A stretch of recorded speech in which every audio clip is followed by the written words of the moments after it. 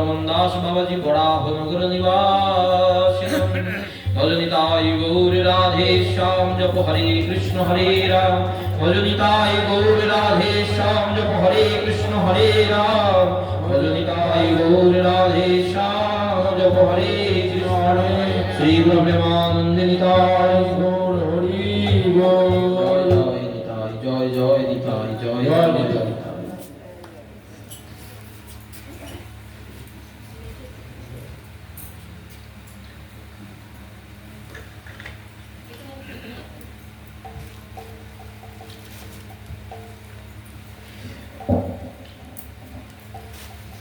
শ্রী শ্রী রাধা দামোদরীর অপার কৃপা অনুকম্পায় আমরা পবিত্র শ্রী শ্রী নিয়ম সেবাব্রত মাসে এই গৃহ প্রাঙ্গণে উপস্থিত হয়েছি, সমবেত হয়েছি। আশ্বিন মাসের শুক্লপক্ষের একাদশী তিথি থেকে এই নিয়ম সেবাব্রত আমাদের শুভারম্ভ হয়েছে। আশ্বিন শুক্লা একাদশী থেকে কার্তিক শুক্লা একাদশী পর্যন্ত আমাদের এই নিয়ম সেবা ব্রত। সেই নিয়ম সেবা ব্রতে যারা যারা ব্রতী হয়েছেন, যারা যারা কায় মনোবাক্যে ব্রত করেছেন, করছেন, করবেন বলে ভাবছেন, এখনো করে উঠতে পারেননি, তাদের সকলের উদ্দেশ্যে সর্বপ্রথম শুভ ভাগবতী অভিনন্দন, নিতাই চৈতন্যাত্মিকা প্রীতি, শুভেচ্ছা।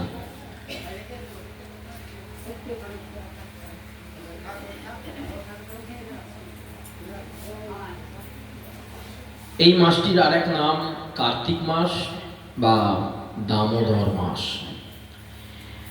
তাই দামোদর মাস নামটি কেন হলো? না, দাম মানে দড়ি, উদর মানে হলো পেট।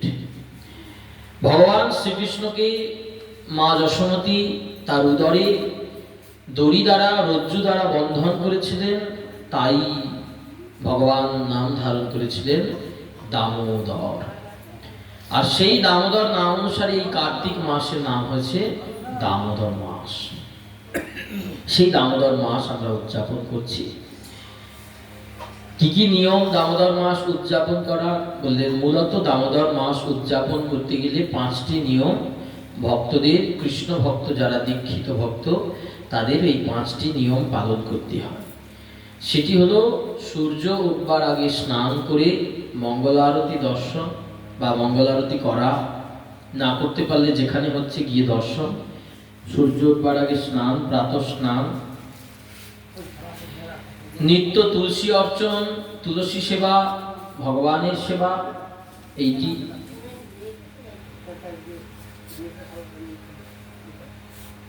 পরিমিত আহার গ্রহণ, অল্প আহার গ্রহণ, পারলে নিরামিষ খাওয়া, নিরামিষ খেতেই হবে, একদম বাধা ধরা নিয়ম। কার্তিক মাসে যে ব্যক্তি আমিষ ভক্ষণ করে কোটি কল্পকাল ধরে সে নরক বাস করে, তার কোনো ভজন করেও কিছু হয় না। তাই খাদ্যাভ্যাস বর্জন, আর সন্ধ্যায় দেবগৃহে দীপদান, তার সঙ্গে নাম কীর্তন, ভাগবত শ্রবণ, এই 5টি অঙ্গ এই দামোদর মাস বা নিয়ম সেবাব্রত মাসে আমাদের যাজন করতেই হবে।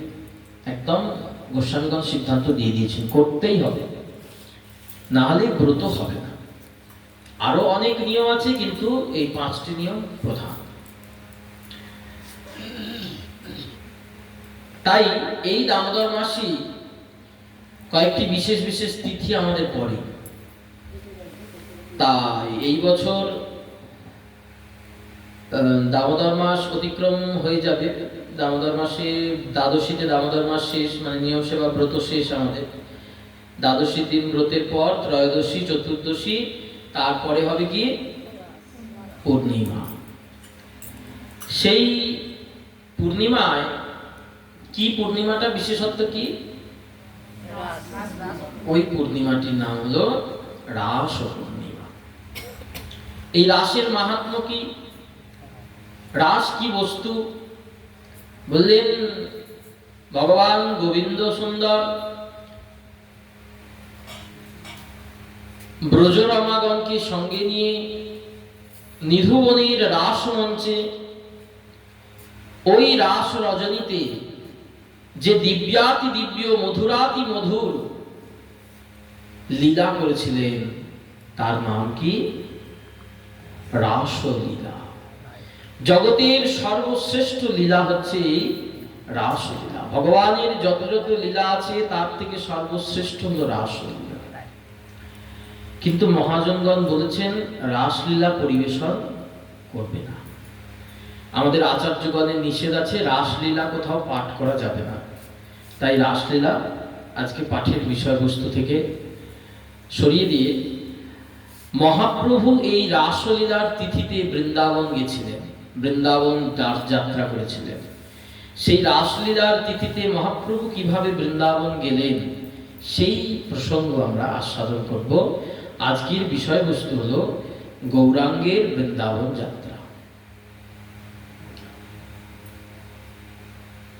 দুধ একটু জল ঢেলে পাতলা করে খেলেও দুধ হজম করা যায়, কিন্তু একদম এক বাটি ঘি যদি কাউকে খাইয়ে দেওয়া হয় তাহলে সেই ঘিটা তার হজম হয় না। যদি ঘি খাওয়া অভ্যাস থাকে তাহলে হয়, কেউ যদি কাঁচা ঘি খাওয়া অভ্যাস করে থাকে তাহলে তার হলেও হতে পারে, কিন্তু কেউ যদি না খেয়ে থাকে তাহলে ওই ঘি তার হজম হবে না। বললেন শ্রীমতী এই ভগবান শ্রীকৃষ্ণচন্দ্র যদি দুধ হন আর শ্রীমতী রাধারানী যদি আগুন হন, তাহলে ওই দুগ্ধের উদ্বর্তনে যে ঘি তৈরি হয়, ওই আগুনের স্পর্শে দুগ্ধের উদ্বর্তনে যে ঘি তৈরি হয়, সেই ঘি সকলের হজম হয়নি। সেই ঘি হলো রাসলীলা। তাই রাসলীলায় প্রবেশাধিকার আমাদের সকলের নাই। জাগতিক কামাদি বিকার যতক্ষণ দেহে আছে ততক্ষণ রাসলীলা প্রবেশের অধিকার আমাদের হয়নি। শ্রী গুরুদেব যতক্ষণ না হৃদয়ে স্বরূপ জাগিয়ে দিচ্ছেন ততক্ষণ পর্যন্ত রাধা কৃষ্ণের রহলীলা রাসলীলায় প্রবেশ হবে না।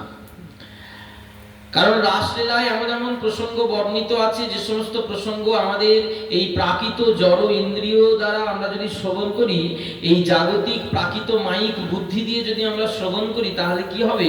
আমাদের হৃদয়ে কামাদি বিকার তৈরি হবে।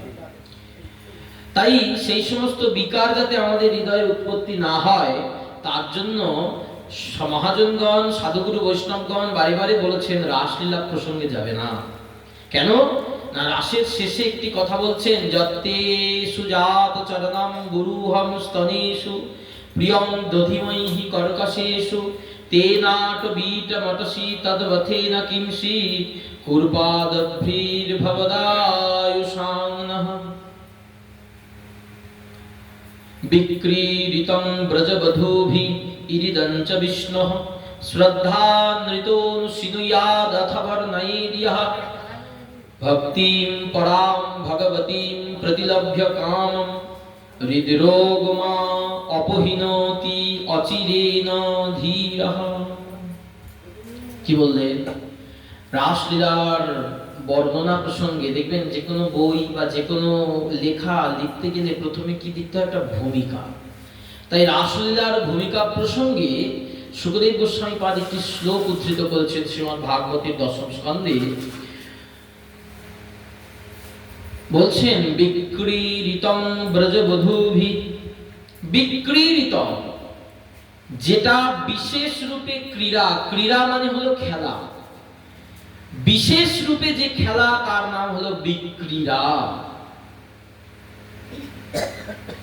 বিক্রীড়িতং ব্রজবধূভি বললেন ব্রজবধূ বর্গের সঙ্গে ভগবান শ্যামসুন্দরের যে বিশেষ খেলা। ইরিদং চ বিষ্ণু শ্রদ্ধানৃতোনু শ্রীনুয়নু ইয়াদথা বর্ণয়েদিয়ঃ। খুব ভাঙতে হবে, প্রত্যেকটা শব্দ ভাঙতে হবে, প্রত্যেকটা শব্দের অক্ষরের এক একটা মানে। শ্রদ্ধান্বিত, যিনি শ্রদ্ধান্বিত হয়ে অনু কিঞ্চিত মাত্র শ্রবণ করেন। শ্রদ্ধান্বিত অনু অথ বর্ণয়িদিহ, যিনি শ্রদ্ধান্বিত হয়ে কিঞ্চিত শ্রবণ করেন, অনুবর্ণয়িদিহ, কিঞ্চিত বর্ণনা করেন, তার কি হয়? ভক্তিং পরাং ভগবতী, তার ভগবতী লাভ হয়। কি ভগবতী? ভক্তিরূপী ভগবতী লাভ হয়। ভক্তিং পরাং, পরা ভক্তি, জাগতিক ভক্তি না, পরা ভক্তি, জগতের অতীত ভক্তি। ভক্তিং পরাং ভগবতী প্রতিলভ্য কাম, কি লাভ হয়? তার হৃদয়ের যে কাম, যে কামনা, সেইটি কি হয়? হৃদরোগ মা অপহীনতি অচিরেণ ধীরা। তার হৃদয়ের যে কাম রোগ, যে কামনা বাসনা রূপী যে রোগ আমাদের জন্মে জন্মে সঞ্চিত হয়ে আছে, অচিরেই অপহৃত হয়ে যায় রাসলীলা শ্রদ্ধান্বিত হয়ে কেউ শ্রবণ কীর্তন করল। কিন্তু শ্রদ্ধান্বিত, ধেই ধেই করে নাচলে হবে। রাস হচ্ছে ধেই ধেই করে নাচছে, চাঁদ বদনী নাচো তো দেখি, ধে ধে ধে দেখে দেখা তার বিভিন্ন জিনিস না, এটা রাস নয়। রাস প্রসঙ্গ শুনতে গেলে আমাদেরকে সেই স্তরে আগে যেতে হবে, ভজন করে সেই স্তরে পৌঁছাতে হবে। কে রাধা কে কৃষ্ণ জানতে হবে, তত্ত্বই জানি না তো, তাহলে রাস শুনবো কি করে, রাস বুঝবো কি করে? অথচ রাস না বুঝলে হবেও না, ভজন হবে না, রাস না বুঝলে। তাই প্রত্যেকটা অক্ষরে অক্ষরে ছত্রে ছত্রে আমাদের এগোতে হবে। সেই শ্রীমান মহাপ্রভু রাধা কৃষ্ণ মিলিত তনু গৌরাকৃতি আমার মদন গোপাল বৃন্দাবন যাত্রা করছে। কবিরাজ গোস্বামী পাদ চৈতন্য চরিতামৃত গ্রন্থ মুকুটমণিতে বর্ণনা করছেন, গচ্ছন বৃন্দাবনং গৌর ব্যাঘ্রয়ে ভিনৈ খনগান বনে প্রেমোন্মত্তান সহন নৃত্যান বিদধে কৃষ্ণ জল্পিনঃ। মহাপ্রভু পুরী থেকে বিদায় নিয়ে বৃন্দাবনের উদ্দেশ্যে রওনা হয়েছে।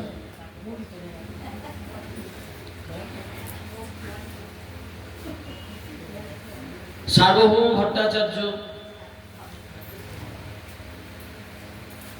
রামানন্দ রায় সকলে আছেন।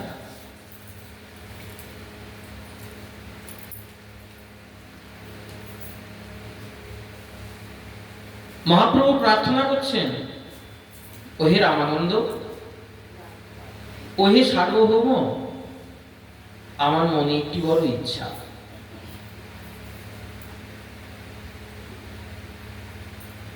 কি ইচ্ছা? তোমার কি ইচ্ছা প্রভু? তুমি অবিলম্বে বলো। তোমার মনের যা ইচ্ছা তা যদি আমরা পূরণ করতে পারি, এ তো আমাদের সৌভাগ্য।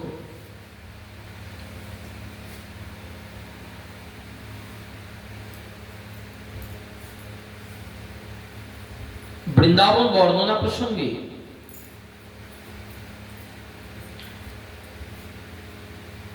বৃন্দাবনে যখন প্রথম বর্ষাকাল এসেছিল, আমরা গোবিন্দ যখন বর্ষাকালের শোভা দর্শন করে বাঁশি বাজিয়েছিলেন, বেণুগীত, শ্রীমদ্ ভাগবতে বর্ণনা করা আছে বেণুগীত প্রসঙ্গ। সেই বেণুগীতের একটি শ্লোকে বলছেন, বরাহা পিরম নটবর বপুহু কর্ণয় কর্ণিকারম বিভ্রদবাসহ কনক কপিশং বৈজয়ন্তীম চ মালম রন্ধ্রান বেণুরধর সুধয়ান পূরয়ন গোপবৃন্दै বৃন্দারণ্যং স্বপদরমণম প্রাবিশদ্গীত কীর্তিঃ। বর্ষাকালের শোভা দেখছেন বৃন্দাবনে। বৃন্দাবনম সখী ভুবো বিতনৌতি কীর্তিম যদ্দেবকী সুতপদাম্বুজলব্ধ লক্ষ্মীঃ গোবিন্দ বেণু মনুমত্য ময়ূর নিত্যম প্রেক্ষাদৃশান অবতরান সমস্ত সত্যম। সেই সুন্দর বৃন্দাবনের শোভা দেখ, দেখ সখী, চারিদিকে বৃন্দাবন কত সুন্দর সেজেছে, চারিদিক সবুজ।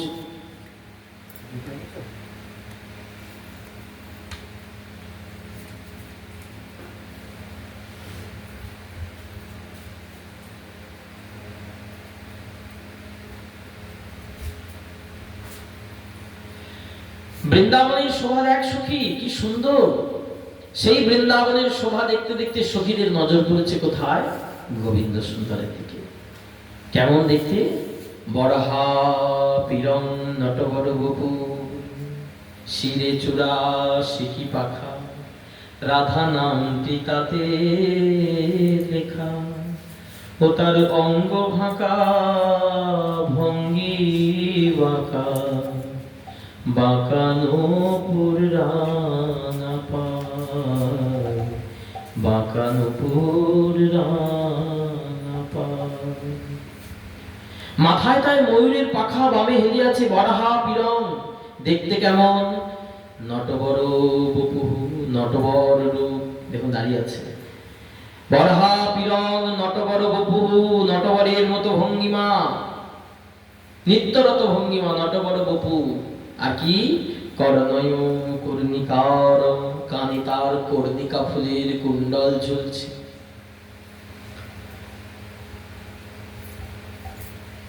বিভ্রদ বাসঃ কনক কপিশং, বৈজয়ন্তী মালা। তার গলা থেকে পা অবধি বৈজয়ন্তী মালা ঝুলছে। আর তিনি কি করছেন? অধরে মুরলী সংযোগ করেছেন। বংশী গানামৃত ধাম, লাবণ্যামৃত জন্মস্থান, যে না হেরে সোচাদ বয়ান। আরে সে নয়নে কিবা কাজ, পড়ুক তার মুন্ডে বাজ। আহারে সে নয়ন রহে কি কারণ, সে নয়ন রহে কি কারণ। ওই বংশী গানামৃত ধাম, লাবণ্যামৃত জন্মস্থান, ওই সুন্দর অধরে মুরলীটি সংযোগ করেছেন। আর মুরলীর ছিদ্রেতে ফুৎকার দিয়েছেন। যেই ফুৎকার দিয়েছেন, রন্ধ্রান বেণুর অধর সুধায়ান, ওই বেণুর প্রত্যেকটা রন্ধ্রেতে অধর সুধা ঢুকছে গোবিন্দে। আর বেণু তখন মনে মনে ভাবছে, হায় রে আমার কি দুর্ভাগ্য, এত মূল্যবান জিনিস যে গোবিন্দের অধর সুধা পাওয়ার জন্য ত্রিজগৎ লালায়িত, ত্রিজগৎ কত কাঁদছে গোবিন্দের একটু অধর সুধা পাওয়ার জন্য। আর আমি বংশী সেই অধর সুধা পেলাম বটে, কিন্তু আমার ধরে রাখার তো ক্ষমতা নাই। কেন? আমার যে নবরন্ধ্রের দেহ, এই নবরন্ধ্র দিয়ে যদি আমার বংশীর অধরামৃত বেরিয়ে যাচ্ছে, তাহলে তো আমার বংশী আর ধরে রাখতে পারছে না সেই গোবিন্দের অধর সুধা। কারণ বংশীর তো 9টি ছিদ্র, দুই দিকে 2টি ছিদ্র, একটি ফোঁ দেওয়ার ছিদ্র আর 6টি হাত দেওয়ার ছিদ্র, মোট নবরন্ধ্রের মাসি, তাই না? আমাদের দেহটিও নবরন্ধ্রের মাসি। 2 চক্ষু, 2 কর্ণ, 2 নাসিকা ছিদ্র, মুখ ছিদ্র, পানি উপস্থিত। এই নবরন্ধ্রের মাসি ভগবান দিয়ে দিয়েছেন। তার মধ্যে গুরুদেব দিয়ে দিয়েছেন সেই বংশী, কাম বীজ, কাম গায়ত্রী মন্ত্র। তুমি নিত্য নিত্য বংশী ধ্বনি করছেন গোবিন্দ তোমার হৃদয়ে বসে। অধর সুধা যদি ধরে রাখতে পারো তবেই গোবিন্দ দর্শন হবে, যদি ধরে রাখতে না পারো তাহলে গোবিন্দ দর্শন হবে না। অপরাধ ব্যাধিতে যদি আক্রান্ত হয়ে যায় শরীর, তাহলে এই বংশীতে আর বাঁশি বাজবে না। তাই বংশী মনে মনে ভাবছে, যে মূল্যবান বস্তু আমি অধর সুধা পেলাম, এই অধর সুধা তো আমার কাছে আমি রাখতে পারবো না। কারণ আমার তো চারিদিক ছিদ্র, যেদিকেই রাখবো বেরিয়ে চলে যাবে। কোথায় রাখবো? রন্ধ্রান বেণুর অধর সুধায়ান বলেন, একমাত্র এই বৃন্দাবনের, সমগ্র বৃন্দাবনের মধ্যে, সমগ্র বৃন্দাবনের মধ্যে একমাত্র উপযুক্ত জায়গা হচ্ছে কোনটা? বংশী চিন্তা করলেন। বলেন, ওহে পবন, ওহে পবন, সারা জীবন তো তুমি বয়ে চলেছ, জগতের কত গন্ধকে বয়ে নিয়ে যাচ্ছ, কত পচা গন্ধ, কত ভালো গন্ধ, কত ধুলো কণা পাতা মশলা ময়লা সব বয়ে নিয়ে চলছো বাতাস। তা আজকে তোমার কি একটু কৃষ্ণ সেবা করার সৌভাগ্য হবে? একটু সময় হবে? পবন তখন যাচ্ছিল ওই দিকে, কৃষ্ণের বাঁশির ধ্বনি শুনে পবনের হতগতি হয়, যমুনা উজান চলে, মুনিজনার ধ্যান টলে, যমুনা উল্টো দিকে বয়, পবন উল্টো দিকে এসে বইছে, পবন ফিরে এসেছে, বলে পবনেরও হতগতি হয় রে, এমন বাঁশির সুর। পবন যাচ্ছিল এইদিকে, পবন ঘুরে এসে বংশীকে বলছে, বলো ভাই, আজ আমার জীবনের বড় ভালো সুযোগ এসেছে, এই সুযোগ যদি আমি কাজে লাগাতে পারি তাহলে আমার জীবন ধন্য হবে। বলে শোনো তাহলে, এই যে গোবিন্দের অধর সুধা আমার মধ্যে দিচ্ছে, আমার তো ক্ষমতা নাই, আমার তো যোগ্যতা নাই এই অধর সুধা ধরে রাখবার, তাই অধর সুধা আমি তোমাকে দিলাম। তুমিও রাখতে পারবে না, কারণ তুমি তো এক জায়গায় স্থির থাকতে পারো না, তুমি তো চারিদিকে চড়ে বেড়াও, তাই তুমি তোমার এই চড়ে বেড়ানো গুণটি আজকে কৃষ্ণ সেবায় লাগাও। দেখো, ভগবত সেবায় সব গুণটা কাজে লাগে। কারোর যদি কোনো খারাপ গুণ থাকে, বলেন সেটি দ্বারাও কৃষ্ণ সেবা হয়, যদি সাধুগুরু বৈষ্ণবের কৃপায় ঠিক ঠিক জানা যায় তার দ্বারা কি করে কৃষ্ণ সেবা হয়। তাই বাতাসকে বলছে, তুমি তো চারিদিকে চলে চলে চলে যাও, আজকে এই দেশ থেকে কালকে ওই দেশ, তা তুমি আজকে তোমার এই যাওয়ার গুণটাকে কাজে লাগিয়ে একটু কৃষ্ণ সেবা করো দেখি। বলে বলো ভাই, কি তাই কৃষ্ণ সেবা?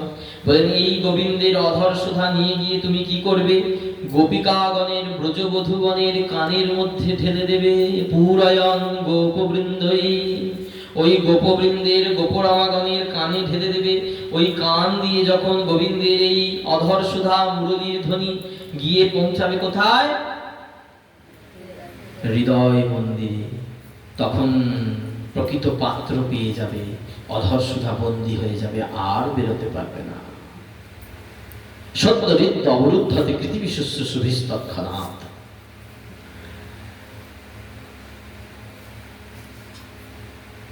গোপরামাগণের কর্ণমূল দিয়ে হৃদয় মূলে বংশীর ধ্বনি প্রবেশ করেছেন, আর যেই প্রবেশ করেছেন গোপরামাগণের চিত্তে কৃষ্ণকে পাওয়ার জন্য, কৃষ্ণকে দর্শনের জন্য লালসা, কৃষ্ণ দর্শন লালসা, লালসা জেগে উঠেছে। কোথা কৃষ্ণ, কোথা কৃষ্ণ, কোথা গেলে পাই প্রাণনাথ। তাই রাধারানী বলছেন, সই কে বাসনাইল শ্যামনা, আমার কর্ণের ভিতর দিয়া,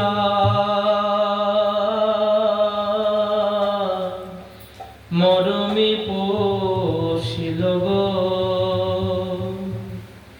আমার আকুল করিল মন প্রাণ, সই কে বাসনাইল শ্যামনা।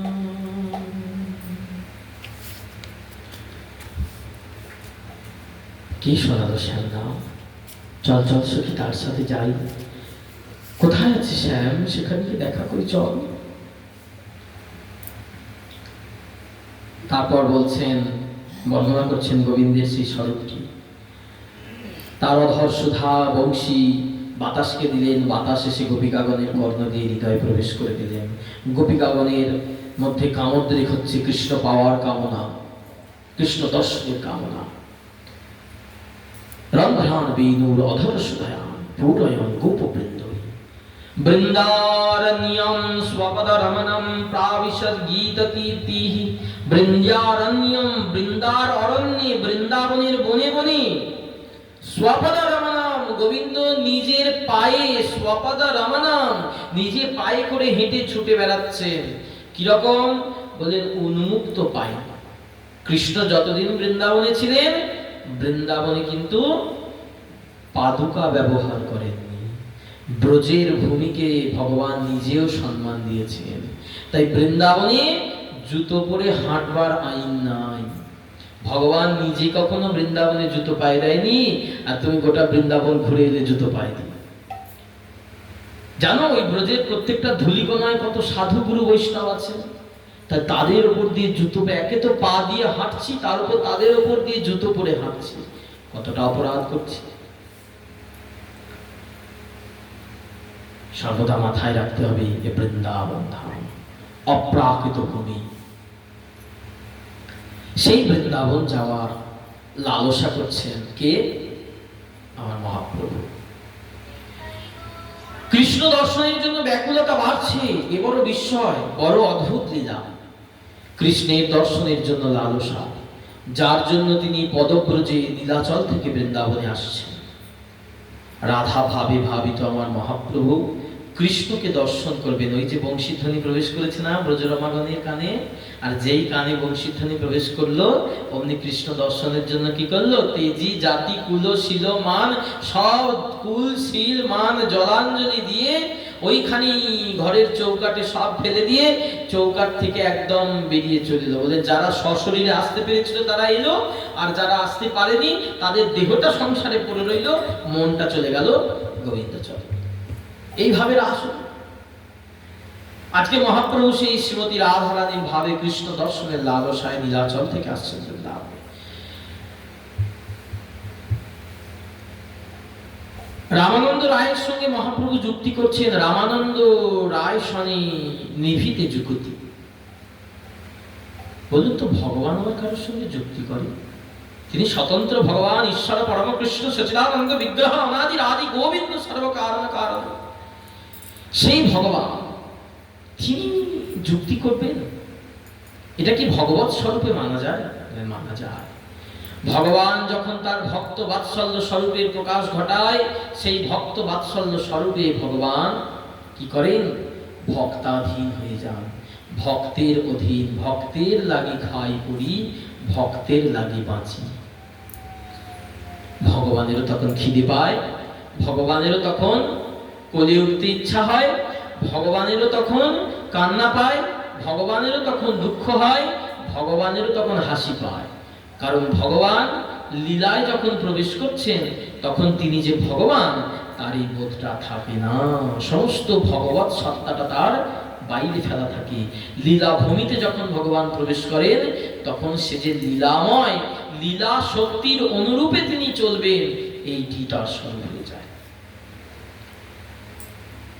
মহাপ্রভু আর থাকতে পারছেন না, বৃন্দাবন যাওয়ার ইচ্ছা প্রকাশ করেছেন, কিন্তু সার্বভৌম ভট্টাচার্য অন্যান্য বৈষ্ণবরা বাধা দিয়েছেন, প্রভু আর দিন কত থাকো প্রভু, তারপর যেও। এইভাবে 4 মাস প্রভুকে বসিয়ে রেখেছেন, যেতে দেননি সার্বভৌম ভট্টাচার্য। সার্বভৌম ভট্টাচার্য বলছেন মহাপ্রভুকে, দেখো প্রভু, তুমি হয়তো মনে করবে তোমাকে আমরা অযথা আটকে রাখছি, কিন্তু তা নয় প্রভু। মহাপ্রভু বলছেন, তবে কেন আটকে রাখছো ভট্টাচার্য?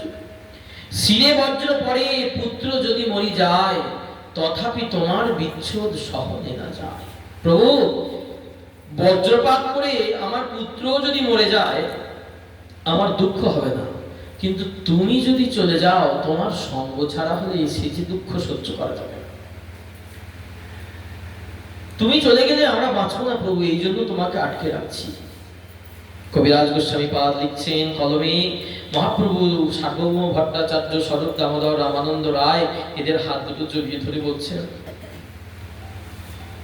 মোর সহায় করো যদি তুমি দুইজন, তবে আমি যাইয়া দেখি শ্রী বৃন্দাবন। ও স্বরূপ, রামানন্দ, তোমরা যদি কৃপা করে আমাকে আজ্ঞা দাও তাহলে আমি বৃন্দাবন যেতে পারি। বলো বলো বলো, রামানন্দ আমাকে আজ্ঞা দেবে তো? স্বরূপ আমাকে আজ্ঞা দেবে তো? আমি বৃন্দাবন যাই। মহাপ্রভু কাকুতি মিনতি করে আজ্ঞা চাইছেন, যেন আজ্ঞা দিলে উনি যাবেন, আজ্ঞা না দিলে উনি যেতে পারবেন না। অর্থাৎ বললেন, আমার যাওয়া হবে তখনই যদি তোমরা আজ্ঞা দাও। তোমরা যদি আজ্ঞা দাও তবেই বৃন্দাবন যাওয়া হবে, না হলে যে হবে না। এইখানেই ঠাকুর মহাশয়ের ওই বিখ্যাত পদাবলীটাই সার্থকতা মহাপ্রভু লীলায় দেখাচ্ছেন। কি? ললিতা বিশাখায়াদি যত সখী বৃন্দে, আজ্ঞায় করিব সেবা চরণার বৃন্দে। শ্রীকৃষ্ণ চৈতন্য প্রভু দাসয়নু দাস, সেবায়ভিলাষ মাগে, সেবায়ভিলাষ মাগে নরোত্তম দাস, নরোত্তম দাস। রাধা কৃষ্ণ প্রাণ মোর যুগল কিশোর, রাধা কৃষ্ণ প্রাণ যুগল কিশোর, জীবনে মরণে গতি আর নাহি যুগল কিশোর, রাধা কৃষ্ণ প্রাণ যুগল কিশোর। এই সুন্দর কথা। ললিতা বিশাখা আদি যত সখী বৃন্দি। কথা বলছো না তোমরা তো জানো, বলবে তো, সঙ্গে সঙ্গে বলতে হবে তো। ললিতা বিশাখা আদি যত সখী বৃন্দি। হ্যাঁ, তাহলে ললিতা বিশাখার আজ্ঞা পেলে আজ্ঞায় করিব সেবা। কার কার চরণ সেবা করব? রাধা কৃষ্ণ। আমরা একা গোবিন্দ ভজি না, রাধা রানী থাকলে তবে গোবিন্দকে ভজি, নাহলে একা গোবিন্দ ভজি না। এটা বুঝতে হবে। তাই জন্য বললেন ললিতা বিশাখার আজ্ঞা, ললিতা বিশাখার কৃপা, ললিতা বিশাখার অনুমতি ছাড়া রাধা কৃষ্ণের যুগল সেবা হবে না।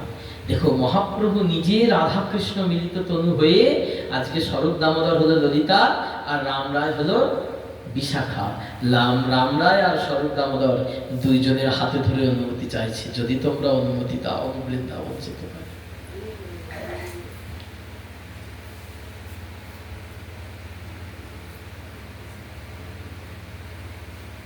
অগত্যা কি করা যায়? কি করবে তারা? এখন মহাপ্রভুকে যদি অনুমতি না দেন, মহাপ্রভু দুঃখ পাবেন। আবার ওদিকে মহাপ্রভুকে যদি বৃন্দাবন যেতে দেন, তাহলে নিজেদের কষ্ট হবে। কি করবে? তখন স্বরূপ দামোদর রামানন্দের কাছে অসহায়ভাবে প্রার্থনা দেখে স্বরূপ দামোদর রামানন্দ চুপ আছে। মহাপ্রভু তখন বলছেন, দেখো রামানন্দ, তোমরা হয়তো মনে মনে ভাবছো যে আমি বৃন্দাবন যাব, পথ দিয়ে যাব, সব লোক দেখবে। শোনো শোনো, আমি পথ দিয়ে যাব না, রাজপথ দিয়ে যাব না, আমি লুকিয়ে অন্য পথে যাব। রাত্রে উঠি বনপথে পলাইয়া যাব, একাকী যাইব কাহ সঙ্গে না লইব। রাত্রে বনপথ দিয়ে উঠে চলে যাব, একাকী যাব, কাউকে সঙ্গে নেব না। কেহ যদি সঙ্গ লইতে পাছে উঠি ঢায়, সবারে রাখিবা যেন কেহ নাহি যায়। আমি একা যাব বৃন্দাবন, কারণ কাউকে নিয়ে যাব না। বলেন, বেশি সাঙ্গপাঙ্গ নিয়ে বৃন্দাবন গেলে বলে ওই সাঙ্গপাঙ্গের ঝড়েতেই উল্টে পড়ে যাবে, দর্শন করা হবে না। তাই বললেন, এটা তোমরা ব্যবস্থা করবে। আর শোনো, প্রসন্ন হইয়া আজ্ঞা দিবে, না মানিবা দুঃখ। মনে প্রসন্ন হয়ে আমাকে আজ্ঞা দেবে, দুঃখ রেখে আমাকে বলো না যে যাও প্রভু বৃন্দাবন। তোমার সবার সুখেই হবে মোর সুখ। তোমাদের যদি সুখ হয়, তাহলে আমার সুখ হবে। তোমরা যদি প্রসন্ন চিত্তে আজ্ঞা দাও, তবেই আমি বৃন্দাবন দর্শন করতে পারবো। তখন বলছে রামানন্দ স্বরূপ, প্রভু তুমি স্বতন্ত্র ঈশ্বর, হও স্বেচ্ছাময়। তোমার ইচ্ছায় তুমি জগৎ নাচাও, তোমার ইচ্ছায় তুমি জগৎ নাচাও, যারে জইছে নাচাও, তৈছে করে নিত্য। আর তোমাকে আজ্ঞা দিব, আমাদের কি সাহস আছে?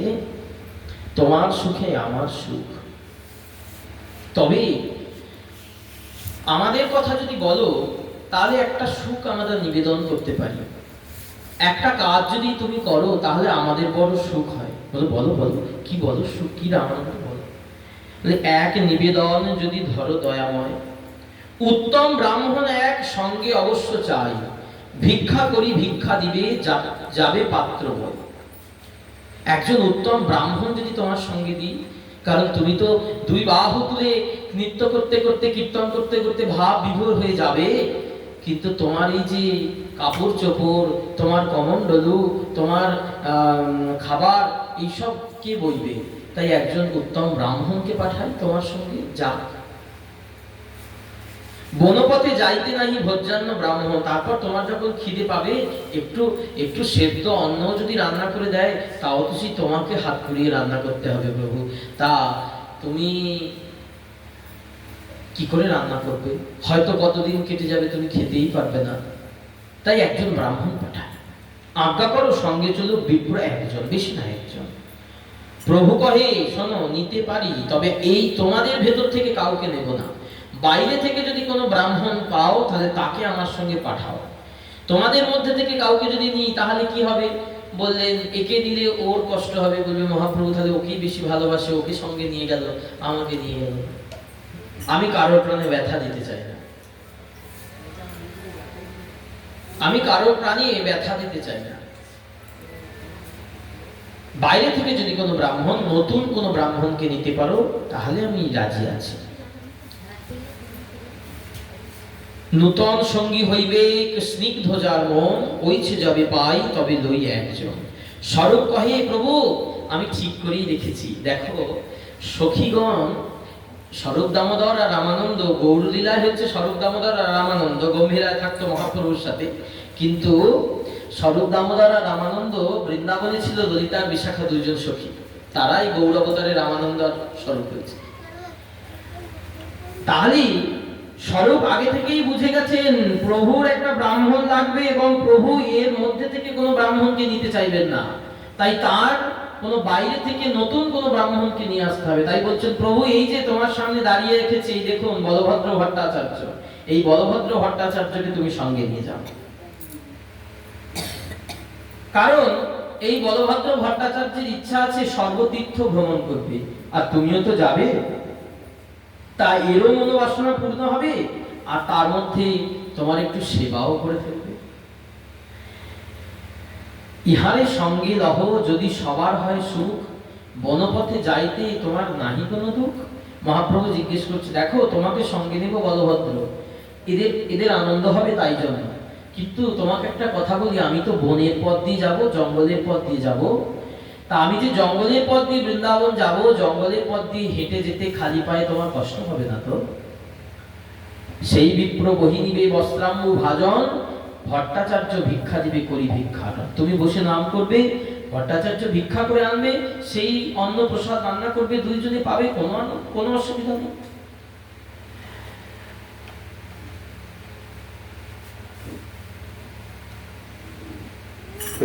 এই প্রসঙ্গে এই যে বলভদ্র ভট্টাচার্য কে, মহাপ্রভু যখন বৃন্দাবন যাচ্ছেন, এই বলভদ্র ভট্টাচার্যটি কে, সেই প্রসঙ্গে বলভদ্র ভট্টাচার্যের কথা বলতে গিয়ে আমাদের পরমারাধ্যতম শ্রী দাদুগুরু মহারাজ শ্রীপাদ বিষ্ণুপাদ পরমহংস সত্যর সত শ্রী রমন দাস হৃদয়ানন্দ দাস বাবাজি মহারাজ, তিনি বলছেন তার ভ্রমরঘাট কীর্তনে, ভ্রমরঘাট কীর্তনের একটি প্রসঙ্গে বলছেন, যেন সেবক নিতাই গোপনেতে তাই সঙ্গেতে বুঝি চলিল। এই নিতাই তো বলভদ্র, নিতাইয়ের আরেক নাম বলভদ্র না বলরাম, বলরামের আরেক নাম বলভদ্র। ওই নিতাই বলভদ্র রূপ ধরে এসেছে গৌরের সেবা করবে, অশেষে বিশেষে সেবা আস্বাদিতে তার তো সর্বদা সর্বদা সংগ্রহ। কারণ আমার বৃন্দাবন দাস ঠাকুর কি বলছেন, নিতাই নাগর রসের সাগর সকল রসের গুরু, নিতাই নাগর রসের সাগর সকল রসের গুরু, যে যাহা চায় তারে তাই দেয়, বাঞ্ছা কল্পতরু গো বাঞ্ছা কল্পতরু। আমার নিতাই নাগর রসের সাগর সকল রসের গুরু, নিতাই নাগর রসের সাগর সকল রসের গুরু, যে যাহা চায় তারে তাই দেয়, বাঞ্ছা কল্পতরু নিতাই বাঞ্ছা কল্পতরু। নিতাই রাধার সমান কৃষ্ণ করে মান, সতত থাকায় সঙ্গে, রাধার সমান কৃষ্ণ করে মান, সতত থাকায় সঙ্গে। নিতাই নিশি দিশি নাই ফিরায় সদাই, কৃষ্ণ কথা রস রঙ্গে, নিশি দিশি নাই ফিরায় সদাই, কৃষ্ণ কথা রস রঙ্গে। নিতাই বসি বাম পাশে মৃদু মৃদু হাসে, প্রাণনাথ বলি ডাকে, বসি বাম পাশে মৃদু মৃদু হাসে, প্রাণনাথ বলি ডাকে। আর রাধার যেমন মনির বাসনা তেমতি করিয়া থাকে, আর রাধার যেমন মনির বাসনা তেমতি করিয়া থাকে। নিতাই রাধার মাধুরী অনঙ্গ মঞ্জুরি, নিতাই নিতুষে সেবে, রাধার মাধুরী অনঙ্গ মঞ্জুরি কোটি শশধর বদন সুন্দর সখা সখী বল দেবে। কোটি শশধর বদন সুন্দর সখা সখী বল দেবে। আর সোনার কেতকী রসের মূরতি সাধিতে মনের সাধা। সোনার কেতকী রসের মূরতি সাধিতে মনের সাধা। আরে দাস বৃন্দাবন করে নিবেদন দেখিতে নিতাই রাধা গো। দেখিতে নিতাই রাধা, দেখিতে নিতাই রাধা। এই নিতাই শ্রীমতী রাধারানীর তত্ত্ব। রাধারানীর বোন হলেন অনঙ্গ মঞ্জরী। রাধারানীর সঙ্গে আরেকজন বোন ছিলেন রাধারানীর। বৃষভানু রাজার দুটি মেয়ে, একটি না। বৃষভানু রাজার দুটি মেয়ে, একটি হলেন শ্রীমতী রাধারানী, একটি হলেন অনঙ্গ মঞ্জরী। এই রাধারানীর একদম রাধারানীর মতনই দেখতে অনঙ্গ মঞ্জরী। এই অনঙ্গ মঞ্জরী আর বলরাম দুই তত্ত্ব মিলে হয়েছে এ নিতাই। তাহলে রাধার মাধুরী অনঙ্গ মঞ্জরী, নিতাই নিতুষে সেবে। নিতাই সর্বদা রাধা কৃষ্ণের সেবায় ব্যস্ত।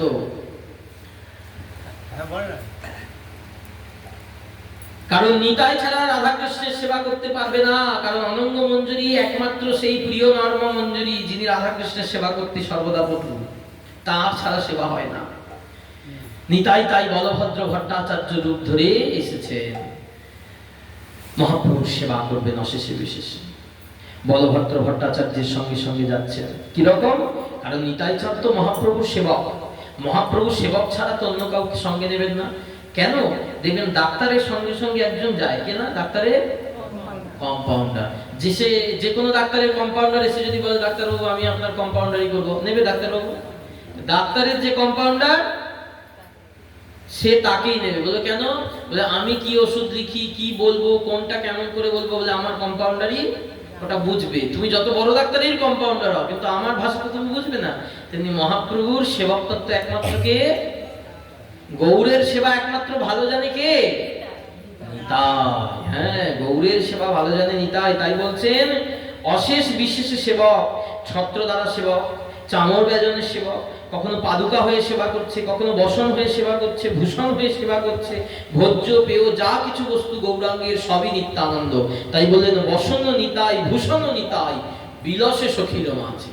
নিতাই বসন, নিতাই ভূষণ, নিতাই ছত্র, নিতাই পাদুকা, সর্বস্ব নিতাই। মহাপ্রভুর অঙ্গে যা কিছু দেখবে সবই নিতাই। তাই গৌর দেখলে নিতাই দেখা হয়, নিতাই দেখলে গৌর দেখা হয়। নিতাইয়ের অঙ্গে যা কিছু আভূষণ দেখবে সেটা সব গৌরাঙ্গ, আর গৌরাঙ্গের অঙ্গে যা কিছু আভূষণ দেখবে সবই নিতাইয়ের প্রকাশ। জড়াজড়ি সব।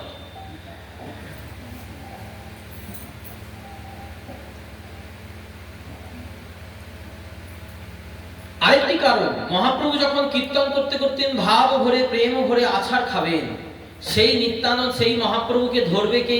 বলেন মহাপ্রভুর ওই আছাড় খাওয়ার শক্তি একমাত্র নিতে পারে কে? তিনি হচ্ছে নিত্যানন্দ। ধরণী ধরে কেবা ধরে, আমার নিতাই বিনে কেবা ধরে। ধরণী ধরে কেবা ধরে। মহাপ্রভু যখন আছাড় খাচ্ছেন তিনি ধরণী ধর।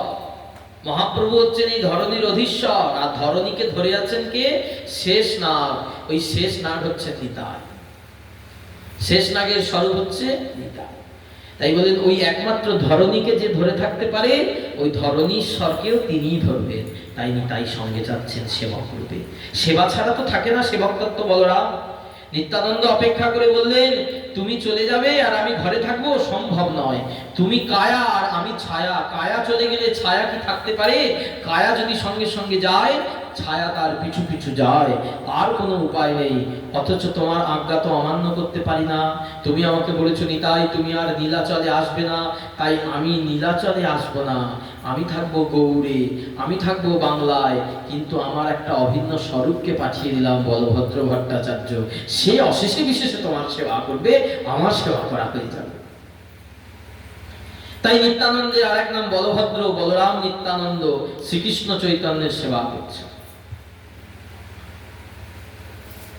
পূর্ব রাত্রে জগন্নাথ দেখি আজ্ঞা লইয়া, শেষ রাত্রে উঠি প্রভু চলিলা লুকাইয়া।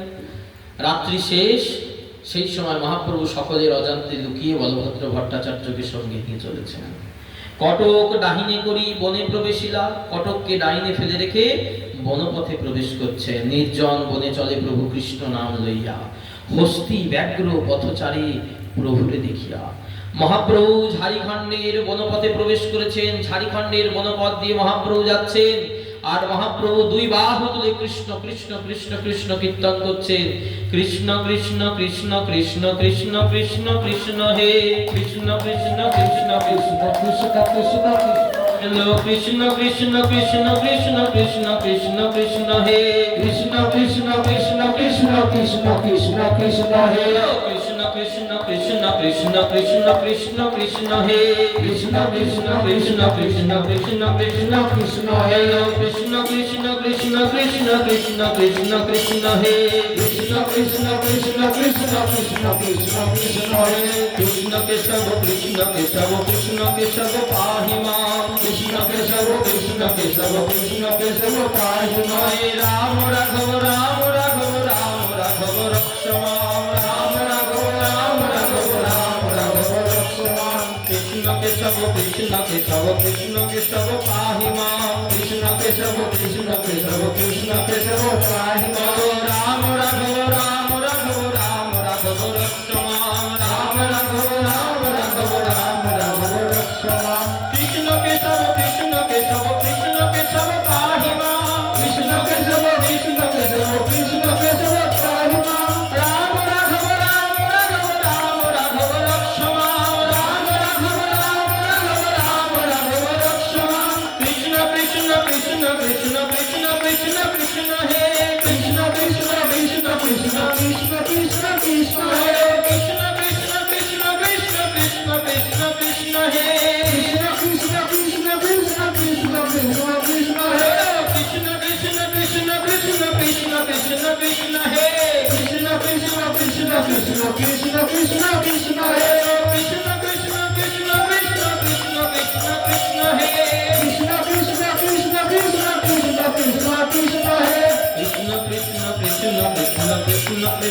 কৃষ্ণ হে কৃষ্ণ কৃষ্ণ কৃষ্ণ কৃষ্ণ কৃষ্ণ কৃষ্ণ কৃষ্ণ হে কৃষ্ণ কৃষ্ণ কৃষ্ণ কৃষ্ণ কৃষ্ণ কৃষ্ণ কৃষ্ণ হে কৃষ্ণ কৃষ্ণ কৃষ্ণ কৃষ্ণ কৃষ্ণ কৃষ্ণ কৃষ্ণ হে মহাপ্রভু দুই বাহু তুলে উন্মত্ত স্বরে কীর্তন করতে করতে চলেছেন, আর মহাপ্রভুকে দেখছেন কারা?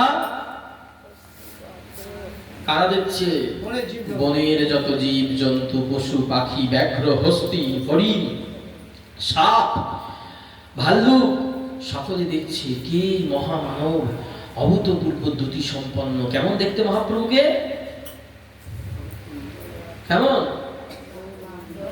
উজ্জ্বল বরণ গৌরবর দেহং বিলসিত নিরবধি ভাব বিদেহং করুণাম্বর ধর চারু কপোল ইন্দু বিনিন্দিত নখচয় রুচির জল্পিত নিজ গুণ নাম বিনোদ সংগ্রমামি চ শিশুচিতনয় উজ্জ্বল বরণ গৌরবর দেহং বিলসিত নিরবধি ভাব বিদেহং ত্রিভুবন পাবন কৃপয়ালে ভুবন পাবন কৃপয়ালে তং প্রণমামি চ শিশুচিতনয়ং তং প্রণমামি চ শিশুচিতনয়ং তং প্রণমামি চ শিশুচিতনয়ং তং প্রণমামি চ শিশুচিতনয়ং উজ্জ্বল বর্ণ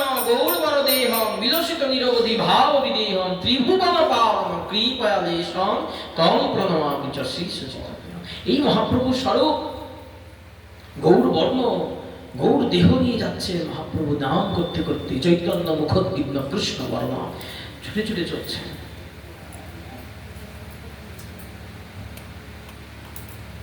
পালে পালে ব্যাঘ্র, পালে পালে হাতি, পালে পালে বন্য শূকর সকলে ছুটে ছুটে আসছে মহাপ্রভুর হুঙ্কার গর্জন দেখি, সেই কৃষ্ণ কৃষ্ণ নামের ধ্বনি শুনে। আর পাছে বলভদ্র ভট্টাচার্য ভয় পাচ্ছে, হিংস্র জন্তুরা যদি আক্রমণ করে আমাদের হাতে অস্ত্র নাই কিভাবে করবো? বলেন হরিনামের থেকে বড় অস্ত্র জগতে কিছু নাই, প্রেমের থেকে বড় অস্ত্র জগতে কিছু নাই। মহাপ্রভু লীলায় প্রকাশ করছেন, মহাপ্রভু লীলাতে প্রকাশ করছেন। দেখো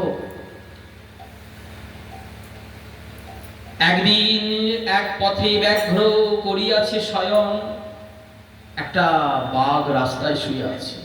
মহাপ্রভু উন্মত্তের মতো কীর্তন করতে করতে চলেছে।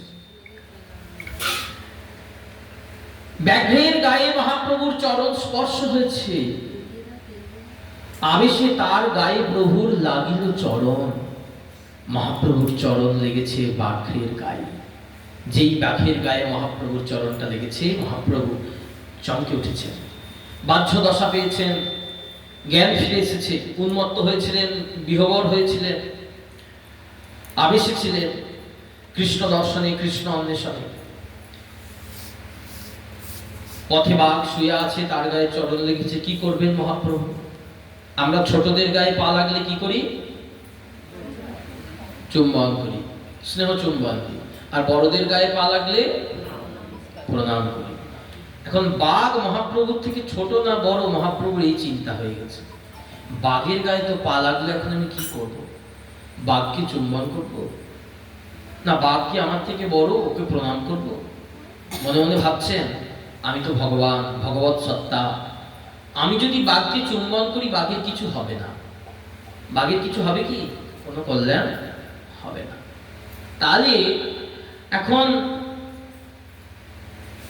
বাঘকে যদি প্রণাম করি, আমি ভগবান, সেখানে যদি বাঘকে গিয়ে প্রণাম করি, তাহলে বাঘের পরকাল থাকবে? ভগবান বাঘকে প্রণাম করছে, সে বাঘের আর পরকাল কি থাকবে না? কি করা যায়? মহাপ্রভু বললেন, মহাপ্রভু হলেন দাতা শিরোমণি, আমি তো দাতা দিতে এসেছি নাম প্রেমে বিশ্ব ভরব বলে, তাই এরাই বাকি থাকবে কেন? এরাও হরিনাম করুক। বাঘটাকে বলছে, প্রভু কহে কহ কৃষ্ণ, ব্যাঘ্র ওঠো ওঠো কহ কৃষ্ণ। প্রভু বাঘটার দিকে তাকিয়ে বলছে, হে ব্যাঘ্র, কৃষ্ণ কহ, কৃষ্ণ কহ। কৃষ্ণ কৃষ্ণ কহি ব্যাঘ্র নাচিতে লাগিল।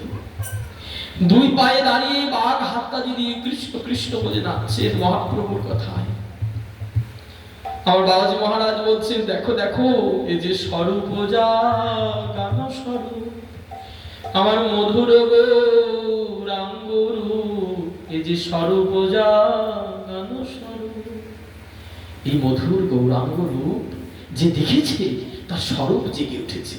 কোন স্বরূপ? সে যে কৃষ্ণ দাস, সে যে কৃষ্ণের নিত্য দাস, সে যে রাধারানীর নিত্য দাসী, এই স্বরূপটা তার জেগে উঠেছে। জীবের স্বরূপ হয় কৃষ্ণের নিত্য দাস। এই স্বরূপ সে তাহা ভুলি গেল, এই কারণে মায়া পিশাচে তার গলায় বাঁধিল। কবু স্বর্গে উঠায়, কবু নরকে চুবায়, দণ্ডজনে রাজা যেন নদীতে চুবায়। এই মায়ার প্রকোপে জীব তার নিত্যদিনের স্বরূপটা ভুলে গেছে। জীব যে কৃষ্ণের নিত্য দাস, কৃষ্ণের দাসত্ব করা, ভগবানের দাসত্ব করা যে জীবের স্বভাব, এটা তার স্বভাবজাত ধর্ম, এইটি সে ভুলে গেছে মায়ার প্রকোপে। আজকে মহাপ্রভু নিজের স্বরূপ প্রকাশ করেছেন, মধুর গৌরাঙ্গ স্বরূপ। সেই গৌরাঙ্গ স্বরূপ দেখে আজকে যে বাঘ, যার কোনো কালে কৃষ্ণ বলার সৌভাগ্য ছিল না, আজকে মহাপ্রভুকে দর্শন করে মহাপ্রভুর কৃপা পরশে আজকে বাঘেও কৃষ্ণ নাম নিচ্ছে। হায় হায়, কি দুর্ভাগ্য! আমি তো মানুষ, আমার তো মাথা আছে, সুন্দর চোখ আছে, বুদ্ধি আছে, আমার তো হলো না, আমি তো কৃষ্ণ বলতে পারলাম না। অশেষ মায়াতে মন মগন হইল, সাধু বৈষ্ণবে বিন্দু মাত্র রতি না চলে। গলে ফাঁস দিতে চায় মায়া সে পিশাচি, বিষয়ে ভুলিয়া অন্ধ হইল দিবানিশি।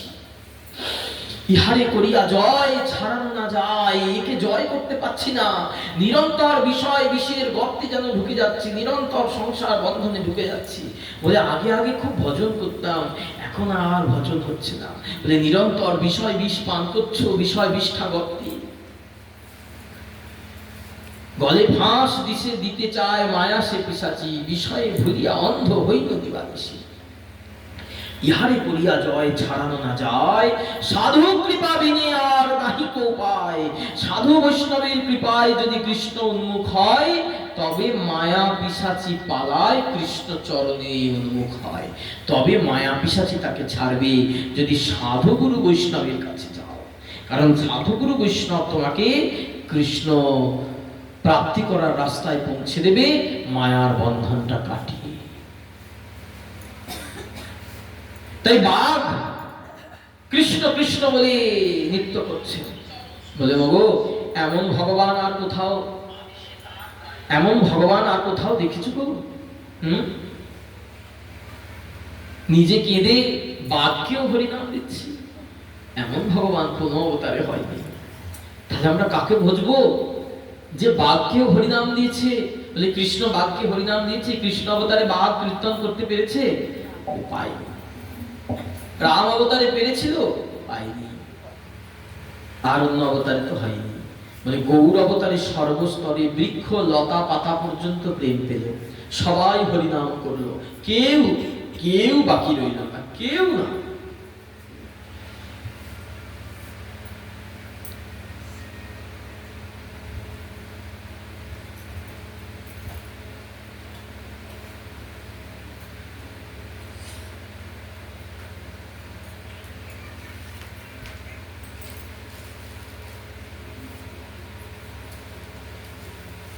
তুমি টাকা ধার করেছো তোমার মেয়ের বিয়ে, তোমার টাকা চাই,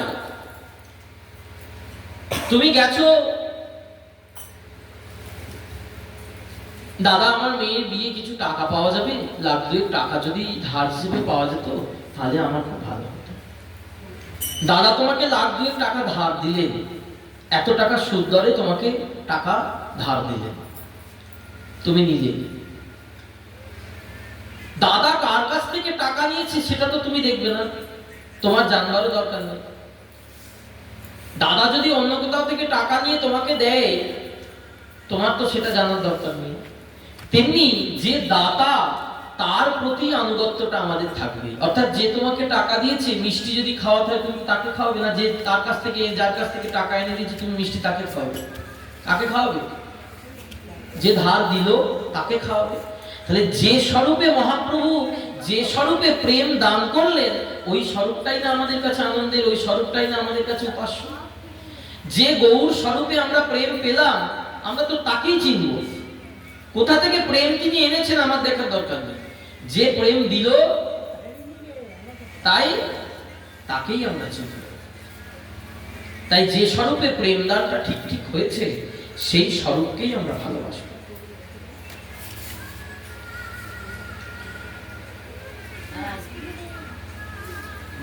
অন্যান্য লীলাতে